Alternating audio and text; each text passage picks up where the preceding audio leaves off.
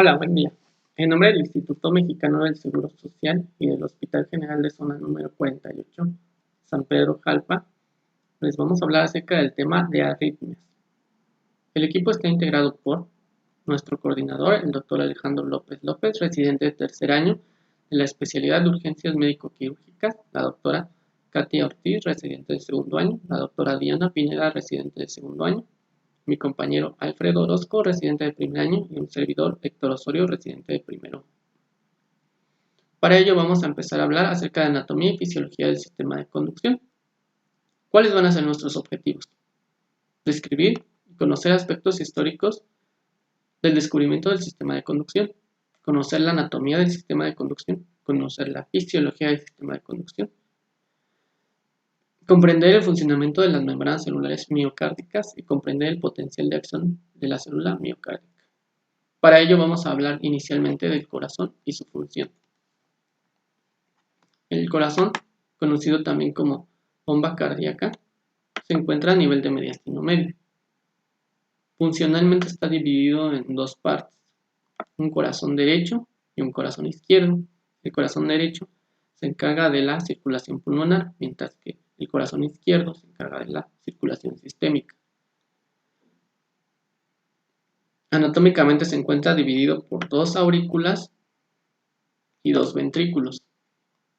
Las aurículas funcionan como bombas de cebado que permiten la llegada de sangre a través de ellas para posteriormente pasar a los ventrículos. Los ventrículos tienen la función de bombear la sangre hacia la circulación tanto pulmonar como sistémica. Al movimiento coordinado entre aurículas y ventrículos se le conoce como ciclo cardíaco. El ciclo cardíaco de manera general está formado por dos fases, la diástole y la sístole. La diástole es el periodo de relajación ventricular. La sangre llega hacia los ventrículos y se llena. En cuanto a temporalidad, la diástole abarca desde el cerrado de las válvulas aórtica y pulmonar hasta el cierre de la válvula tricúspide y mitral. En cuanto a la sístole, es la fase de eyección ventricular, cuando ocurre la salida de la sangre a través de los ventrículos para la circulación pulmonar y sistémica. Aquí tenemos esta imagen donde se observa la circulación de forma general.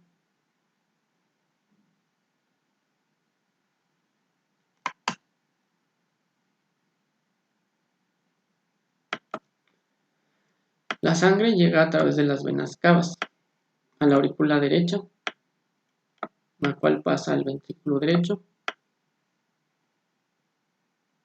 a las arterias pulmonares, regresan por las venas pulmonares a la aurícula izquierda, bajan al ventrículo izquierdo y de ahí hacia la aorta al resto de la circulación. Aproximadamente entre cada latido de 60 a 90 mililitros son inyectados hacia la circulación. La función del corazón es bombear toda esa sangre y llevarla al resto de las células para que hagan sus funciones vitales, las cuales pueden ser desde intercambio de nutrientes y desechos, así como la hematosis. Ahora bien, vamos a hablar acerca de antecedentes históricos del descubrimiento del sistema de conducción. Para ello tenemos los siguientes nombres.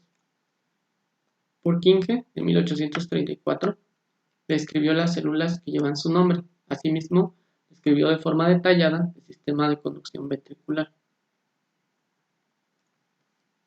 Stanius, en 1852, propuso la teoría de que la conducción cardíaca era de tipo miogénico. ¿Qué quiere decir esto?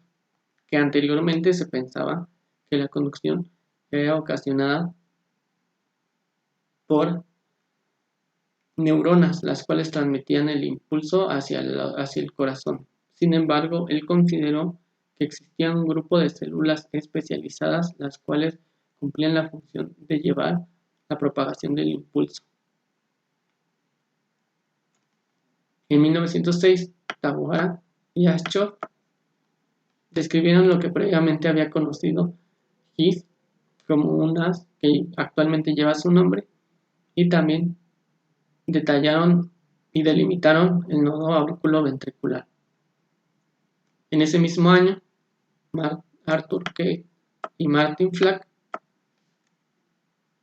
denominaron a este haz de His-Tawara en honor a sus descubridores, así como describieron el nodo sinoauricular, lo cual les valió publicar sus resultados un año después, en 1907, en una prestigiosa revista de anatomía y fisiología de aquel entonces. Ahora bien, el sistema de conducción cardíaco está conformado por un subgrupo de células especializadas que tienen como característica en común el automatismo. Existen despolarizaciones espontáneas a través de dicho sistema de conducción. Además de ello, también tiene como algo en común que se encuentran con una disminución de fibras contráctiles. El primero de ellos, que conforma el sistema de conducción, es el nodo sinoauricular. El nodo sinoauricular se encuentra en el techo de la aurícula derecha, en la pared posterolateral derecha. Tiene como característica que tiene una despolarización espontánea entre 60 y 100 latidos por minuto. Se le conoce como el marcapasos fisiológico o anatómico del corazón, y sus células están compuestas por escaso material contráctil.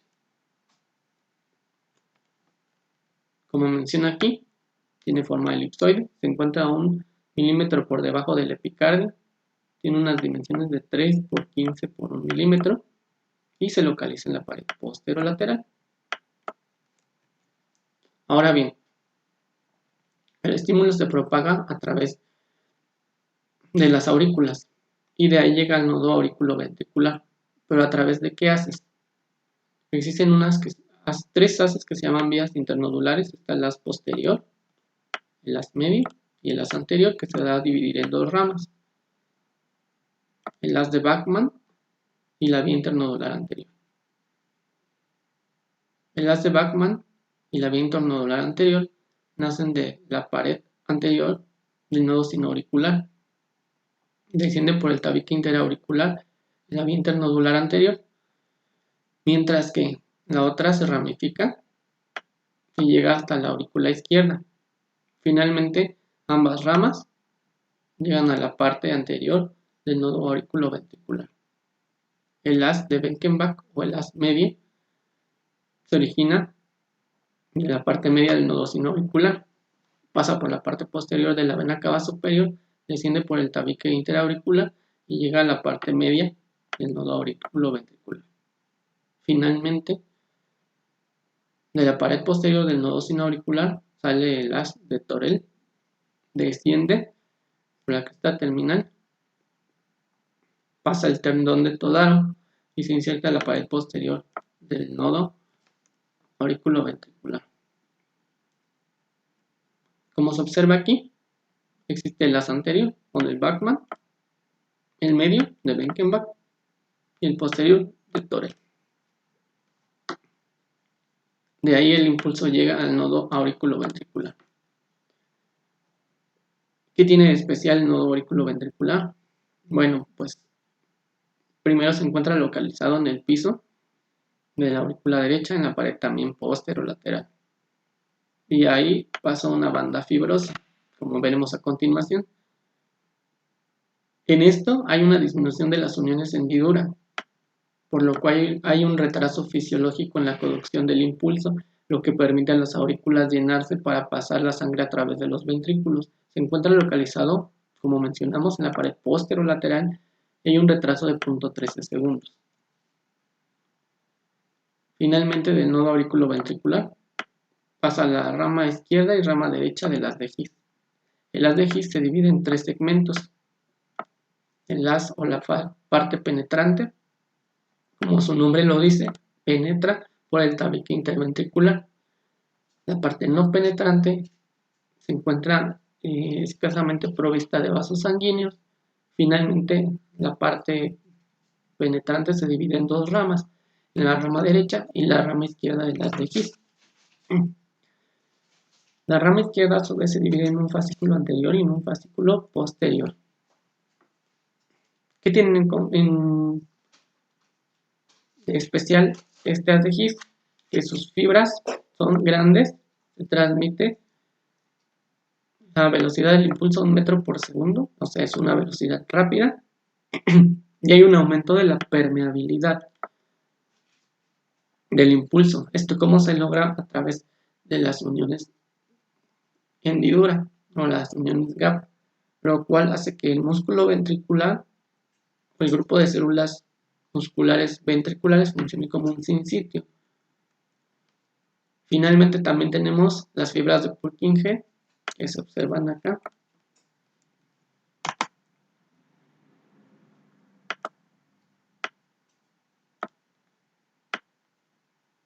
Las fibras de Purkinje tienen las siguientes características. Van de la base a la punta del corazón. Tiene una transmisión de 0.03 segundos y la transmisión es del endocardio al epicardio. Ahora bien, en este video que resume todo lo que se nos acaba de comentar.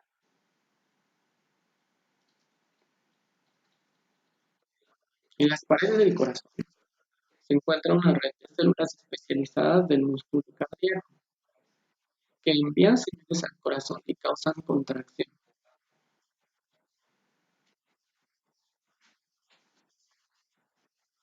Este grupo de células musculares se le conoce como sistema de conducción cardíaca, el cual está compuesto por el nodo subauricular, el nodo auriculoventricular, las de His, las ramas de las de His y las fibras de Purkinje.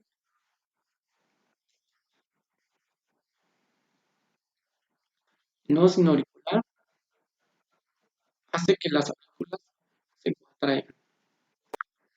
También se le conoce como el marcapasos anatómico y fisiológico del corazón. Posteriormente llega el impulso al nodo auriculoventricular, pasa a través de las de His, las ramas y las fibras de Purkinje, lo que provoca que los ventrículos se contraigan por la propiedad del sinsitio. Esto va a causar una corriente eléctrica que se puede observar en el electrocardiograma, lo cual nos puede ayudar a inferir cómo funciona el sistema de conducción cardíaca. Alteraciones en el electrocardiograma pueden significar alteraciones serias. Vamos a ver qué los canales iónicos. Los canales iónicos son responsables de las corrientes de despolarización y repolarización que se llevan a cabo a nivel de la membrana celular. Generalmente están compuestos por proteínas de aspecto complejo que están embebidos en la capa de fosfolípidos o bicapa lipídica. Dichos canales difieren en su selectividad y también en su mecanismo de acción. Algunos son mediados por voltaje, lo cual quiere decir que a un mayor aumento de voltaje se van a abrir y van a dejar el paso selectivo de ciertos iones. Hay otros que están activados por ligando y unos están activados por mecanorreceptores, además de las uniones gap. Todos estos canales iónicos nos van a permitir la transmisión del impulso eléctrico y la despolarización de la membrana miocárdica del miocito, por lo cual es necesario estudiarlos a fondo para entender un poco sus características fisiológicas y electroquímicas. Tenemos en un principio la membrana celular. Como mencioné previamente, la membrana celular es importante porque es una capa de fosfolípidos en las cuales se encuentran las cabezas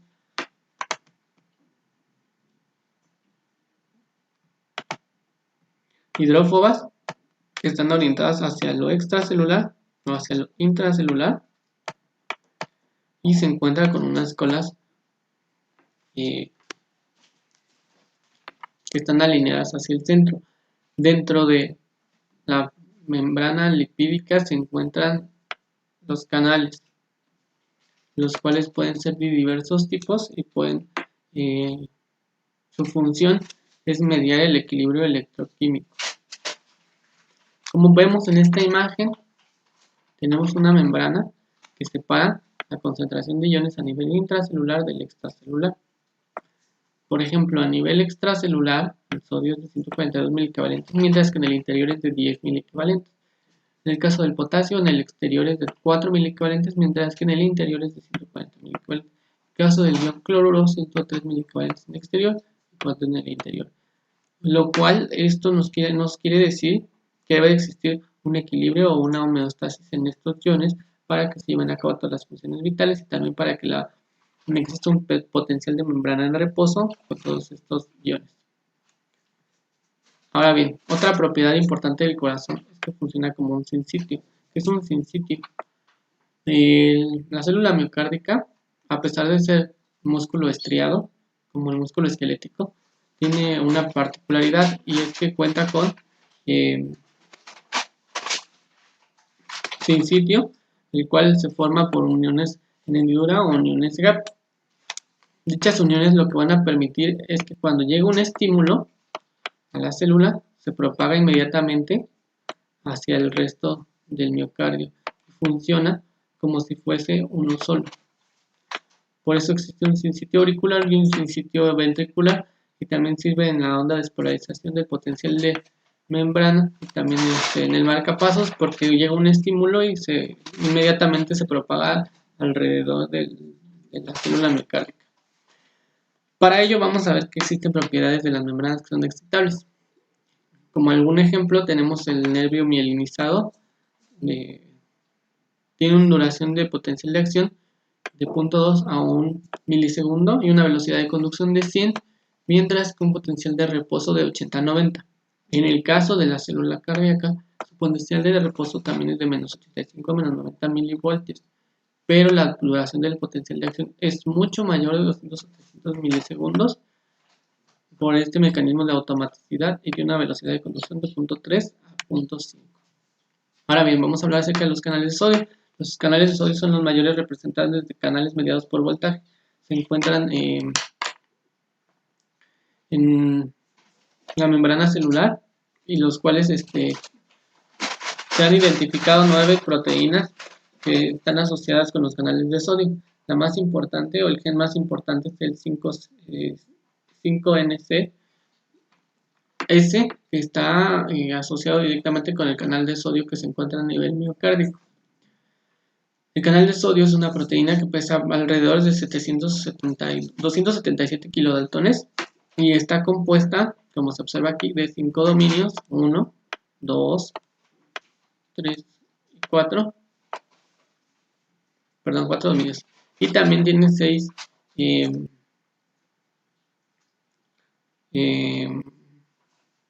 zonas transmembranas. 1, 2, 3, 4, 5 y 6.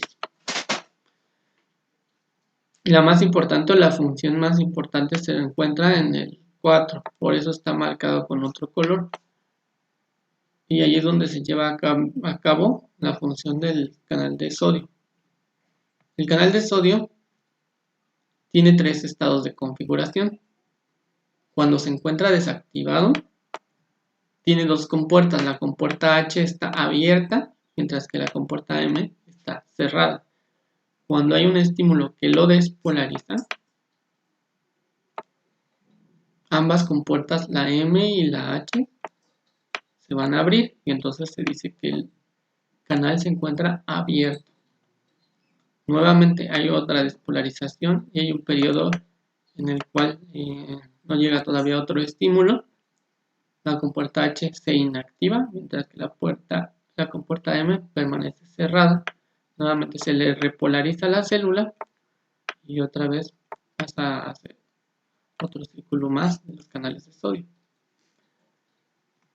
Este es otro tipo de canal de sodio que se encuentra más en la bomba de sodio ATPasa, que se observa en la fase 4 del potencial de membrana del miocardio. En esta se meten 3 sodios y salen 2 potasios, pero este es otro tipo de canal, ese no es de canal dependiente de voltaje, sino es un canal mediado. Ahora vamos a hablar acerca de los canales tipo L y tipo T. El calcio no solo es importante para la fase de meseta de la membrana miocárdica, sino también que se ha visto que tiene una importancia a nivel de la despolarización del nodo sinoauricular. Los canales de calcio se dividen en tipo T y tipo L. Los tipo T se encuentran sobre todo en la fase de meseta del potencial de acción y en la fase M, mientras que los tipo T se encuentran sobre todo predominantemente en la fase 1 de potencial de acción y tienen que ver más con la despolarización del nodo sinoauricular.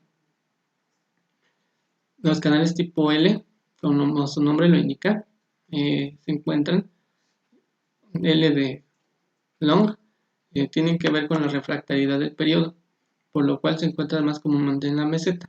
Los canales de tipo T son transitorios o de despolarización corta.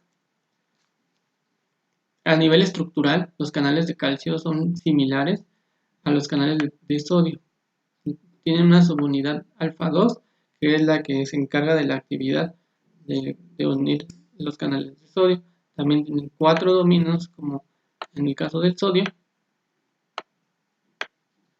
y 6 regiones transmembrana. Y la región 4 es la que presenta la actividad. Ahora vamos a hablar acerca de los canales de potasio. Existen más de 14 canales de potasio que se han encontrado con funcionamiento electrofisiológico a nivel del potencial de acción de la membrana. Existen canales de potasio de corriente interna, de corriente externa, de corriente transitoria y de corriente ultra rápida, de corriente ultra lenta retardada. La diferencia entre cada uno de ellos depende de qué fase del potencial de acción se lleven a cabo. Dado que ha sido muy complejo elucidar cada uno de sus funcionamientos, posteriormente vamos a hablar en qué parte del potencial de membrana actúan. Ahora vamos a pasar a los canales activados por ligando. Como previamente habíamos comentado, este es el canal activado por voltaje. Llega hasta un umbral del potencial de acción y se desencadena la apertura de dicho canal, con lo cual pasan los iones y se hace permeable. Mientras que en el canal activado por ligando hay una proteína, se une al ligando y esto permite el paso de iones. Como ejemplos de este tipo de canales tenemos el canal de potasio dependiente de acetilcolina. Dicho canal solamente va a estar abierto cuando la concentración de acetilcolina sea lo suficiente para permitir la permeabilidad del canal. En caso de que no se encuentre de esta forma, el canal permanecerá cerrado. Otro ejemplo es el canal de potasio dependiente de ATP. Igual al nivel de la membrana miocárdica, se ha visto que en condiciones en donde disminuye el ATP, se activa este canal. ¿En qué condiciones o en qué patología se ve más frecuentemente? En la isquemia. Y a él se le puede atribuir las alteraciones electrocardiográficas que se producen con la disminución del ATP. Ahora los canales activados por estiramiento o mecanorreceptores. Tenemos un canal en el cual se le aplica una fuerza, la cual cambia la conformación del dicho canal y permite que se abra el canal.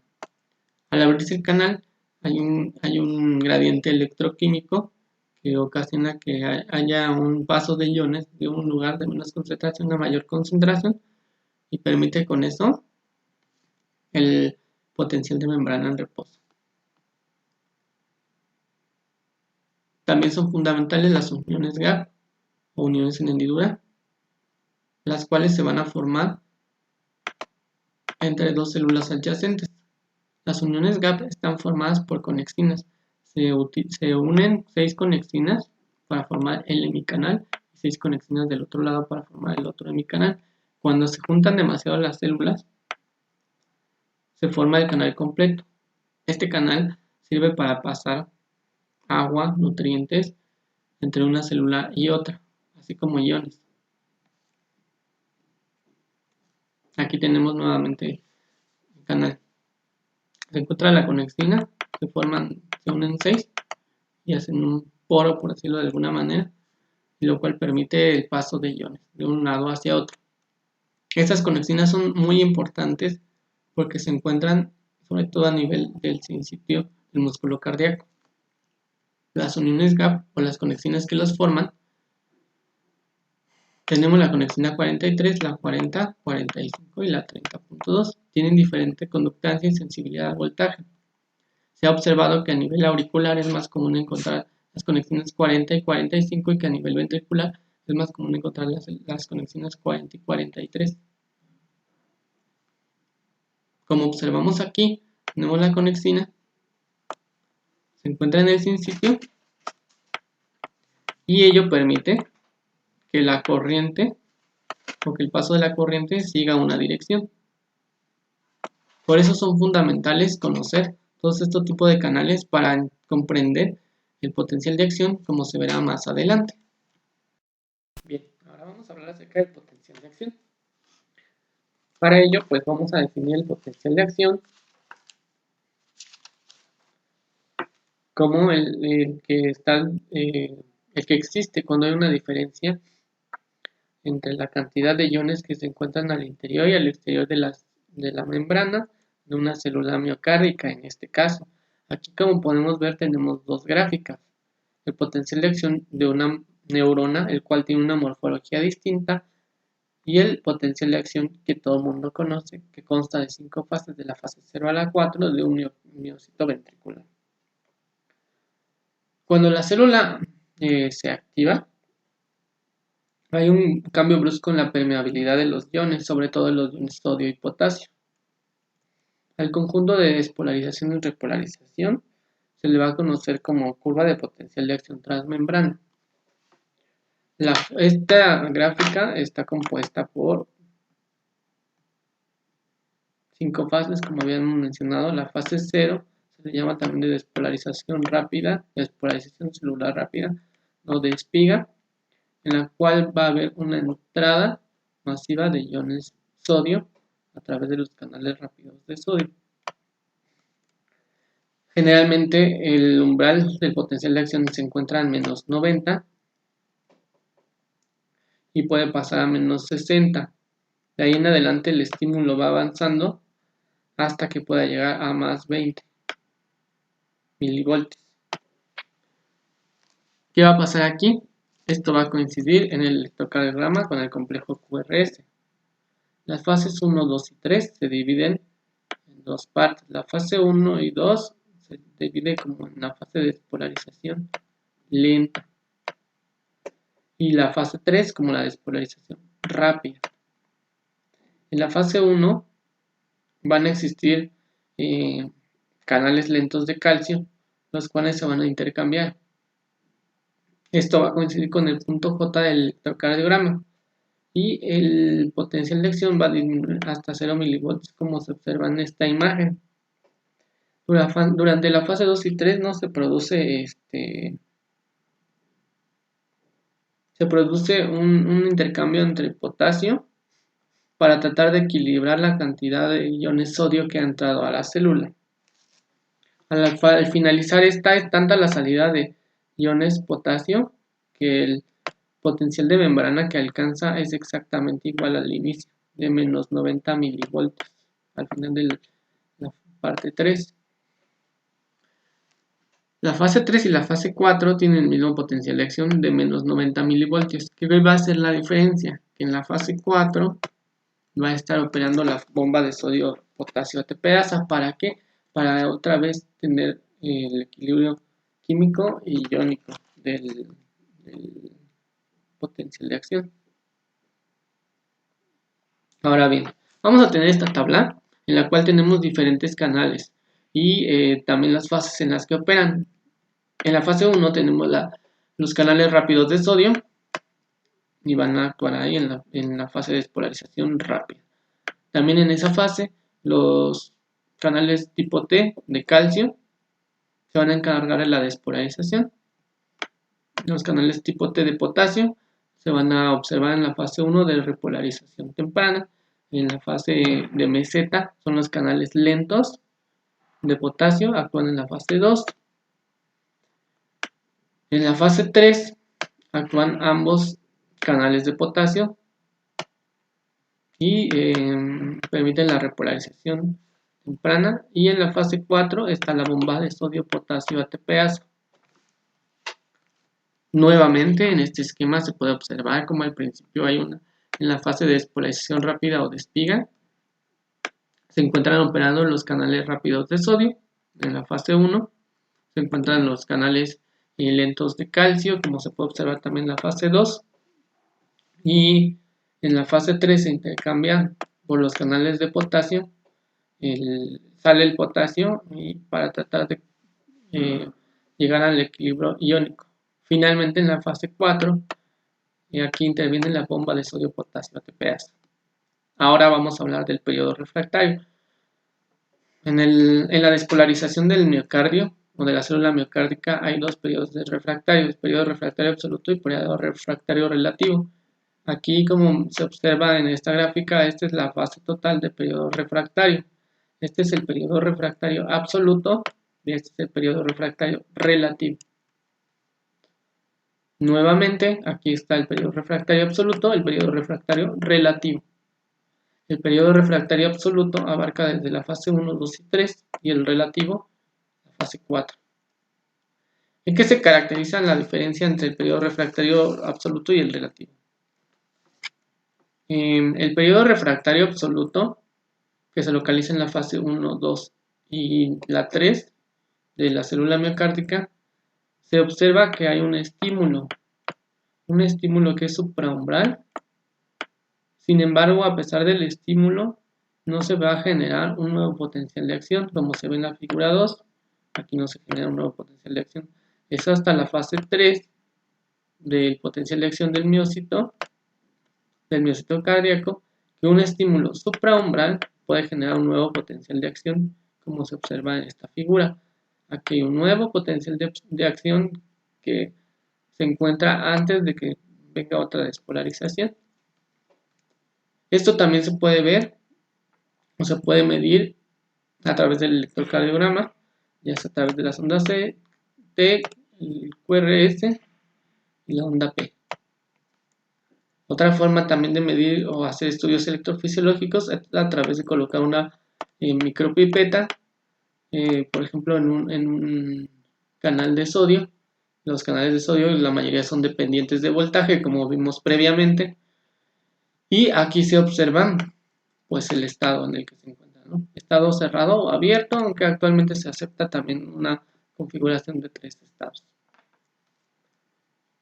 Nuevamente en la descripción de la conducción cardíaca tenemos primero el nodo sinoauricular. Va a tener una velocidad de conducción de menos 0.01, una frecuencia cardíaca de 60 a 100 latidos por minuto. En el caso del miocardio atrial va a aumentar la frecuencia de conducción, pero este no es como tal un marcapasos. En la fase 3 está el nodo auriculoventricular y va a tener una frecuencia de conducción de 0.02 a 0.05 y una frecuencia cardíaca intrínseca de 40 a 55 latidos por minuto. Así, conforme va avanzando en la fase 6, que son las fibras de Purkinje, la conducción ya es rápida de 2 a 4 metros y la frecuencia que oscila entre 25 y 40. A este nivel, pues ya el músculo ventricular funciona como un sinsitio, así como un sinsitio auricular que permite la propagación del impulso de forma inmediata. También tenemos la siguiente concentración de iones, tanto a nivel externo como interno de la membrana celular del miocito cardíaco. A nivel interno de sodio tenemos de 134 milimoles, mientras que en la parte exterior 140, que es muy similar a los valores plasmáticos. El potasio está a 104 a 180 y al exterior de la célula 5.4 milimoles, mientras que el cloruro está a 4.2 a nivel intracelular y a nivel extracelular 117. En el caso del calcio se encuentra a 3 milimoles a nivel extracelular e intracelular. La cifra es tan pequeña que es despreciable y no se puede tomar. Aquí tenemos dos células miocárdicas, el miocardio ventricular y el miocardio auricular y sus tipos de curvas. Como vemos, el involucro de iones es diferente. Aquí tenemos la despolarización por los canales rápidos de sodio. Hay una fase de canales de calcio, la fase de meseta, y una fase que coincide eh, con los canales de potasio. Mira, una de salida para que exista un equilibrio químico y iónico. En el caso de la despolarización auricular, la morfología de la onda de la fase 0 es diferente, por lo cual también al final la morfología es completamente distinta, lo cual se puede ver también en este esquema. En el nodo sinauricular tiene una morfología similar a la despolarización de la aurícula. Y finalmente, a nivel ventricular se encuentra una gráfica de la fase 0 a la 4 parecida más a lo que todos conocemos como el potencial de acción de un miocito ventricular. En el electrocardiograma hay diferentes ondas, está la onda P, el complejo QRS y la onda T. Todo ello se traduce en, en la actividad eléctrica. Ahora vamos a hablar acerca del control de excitación y conducción del corazón. Bueno, tenemos que existen nervios simpáticos y parasimpáticos.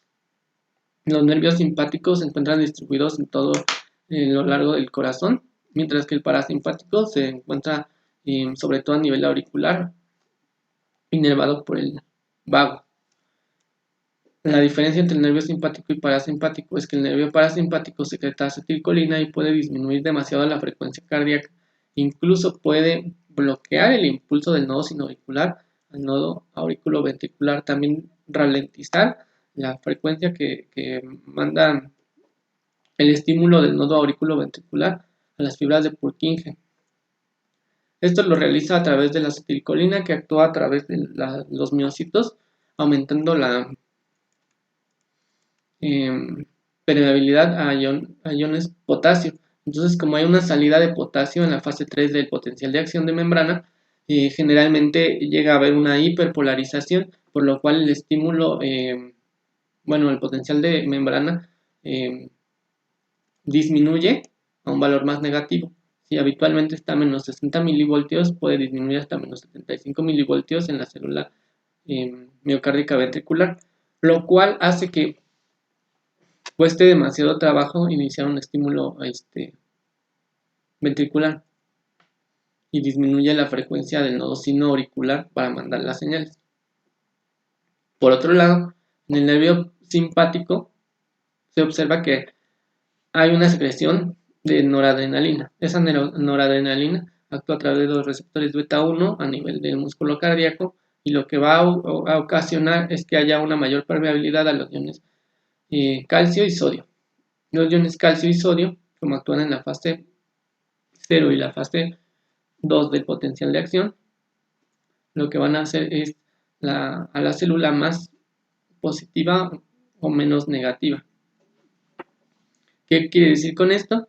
Pues que si su umbral normal de la célula miocárdica es menos 60, puede reducirse a menos 55 o menos 50 milivoltios, lo cual va a generar que pequeños estímulos provoquen el potencial de acción. Eso se traduce en que va a haber aumento de la estimulación del nodo sinoauricular y a su vez también la permeabilidad a los iones calcio también va a aumentar la contractibilidad del músculo cardíaco, lo cual se puede observar en esta gráfica. Aquí tenemos una estimulación normal. En la estimulación vagal es tanta que se puede detener el impulso del nodo sinoauricular al atrioventricular. Y cuando hay una estimulación simpática va a aumentar la frecuencia cardíaca. Si habitualmente está de 60 a 100 latidos por minuto, puede llegar incluso hasta 180 a 200 latidos por minuto. También va a aumentar la contractibilidad cardíaca a través del mecanismo ya mencionado Y en el caso de la estimulación parasimpática puede deprimir la contractibilidad cardíaca y también la frecuencia cardíaca porque disminuye la excitabilidad del nodo sinoauricular a las señales que son enviadas. Y eso sería todo. Ahora vamos a hablar acerca de las arritmias y su mecanismo fisiopatológico, lo cual lo va a dar mi compañero Alfredo.